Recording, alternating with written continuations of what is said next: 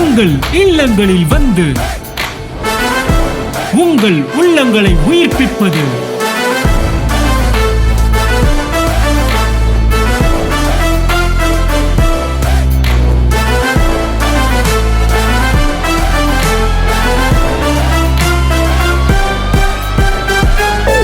உங்கள் channel DJ. எங்கள் பேர் ஐசக் கிரேஸ். இதுக்கு முன்னாடி சொன்னாங்க சாட்சி சொன்னவ, நாங்கள் ஒவ்வொரு நாளும் ஜீவனோடு இருப்பதே அவருடைய கிருபை தான். என்னோடய வாழ்க்கை நாங்கள் வந்து இந்த சர்ச்சுக்கு வந்து 6 வருஷமாக வரோம். என் வாழ்க்கையில் வந்து இங்கே வந்து இதுக்கு முன்னாடி வந்து நிறைய இன்சிடென்ட் நடந்திருக்கு. ஆனால் இங்கே வந்ததுக்கப்புறம் அடிக்கடி இவங்க கோவப்படுவாங்க, நானும் கோவப்படுவேன். ரொம்ப சண்டை வரும், பிரச்சனை வரும். அழுதுகிட்டு நான் ஒவ்வொரு நாளும் சாப்பிடவே மாட்டேன்.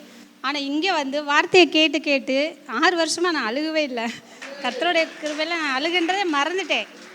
இன்னொன்று வந்து என் வாழ்க்கையில் என்ன, ஒரு வருஷமாகவே எனக்கு கண்ணில் ரொம்ப ப்ராப்ளமாக இருந்தது.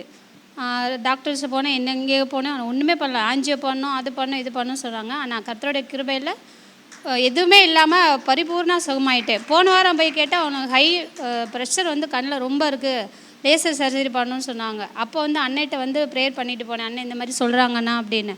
அதெல்லாம் ஒன்றும் ஆகாது, நீ போமா அப்படியே 2 நிமிஷம் தான் ப்ரேயர் பண்ணாங்க. ஆனால் அதை போய் போன வாரம் போனப்போ டாக்டர் சொல்லிட்டாங்க, உங்களுக்கு ப்ரெஷர் எல்லாமே நார்மல் ஆயிடுச்சு, நீங்கள் லேசரே பண்ண வேண்டாம், இது ஒன்றுமே இல்லை, நீங்கள் ஒன்றுமே இல்லை, போயிருங்க அப்படின்ட்டாங்க. எனக்கு நான் போகும்போது முன்னாடி என்ன ப்ரேயர் பண்ணேன், மோசே வந்து யுத்தத்துக்கு போகும்போது 120 வயசு. அவனுக்கு வந்து அதுக்கு முன்னாடி எனக்கு வந்து வார்த்தை வந்துச்சு, உன் கண்கள் இருள் அடையாது, உன் பார்வை குன்று போகன்ற வசனம் வந்து எனக்கு கேட்டுக்கிட்டே இருந்துச்சு.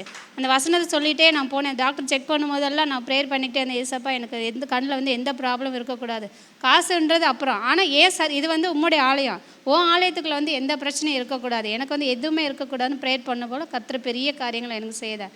அதே மாதிரி போன வருஷம் மே மாதம் வந்து எனக்கு பீரியட்ஸ் வந்து 1 மாதம் ஃபுல்லாக போச்சு. போய் டாக்டர்கிட்ட போய் செக் பண்ணப்போ அவங்களுக்கு வந்து வயிற்றில் கட்டி இருக்குது, ஆப்ரேஷன் பண்ணுன்னு சொல்லிட்டாங்க.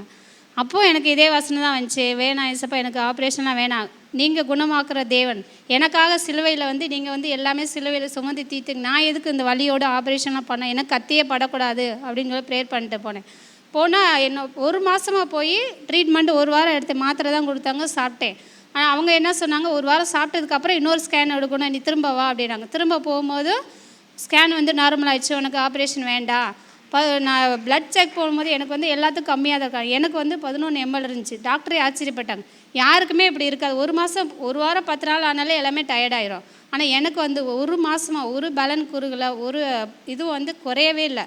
என்னோடய வாழ்க்கையில் நிறைய காரியங்களை ஆண்டவர் அற்புதமாக செஞ்சுருக்காரு. தேவனுக்கு கொடான கோடி நன்றி.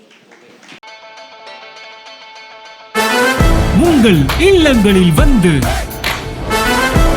உங்கள் உள்ளங்களை உயிர்ப்பிப்பது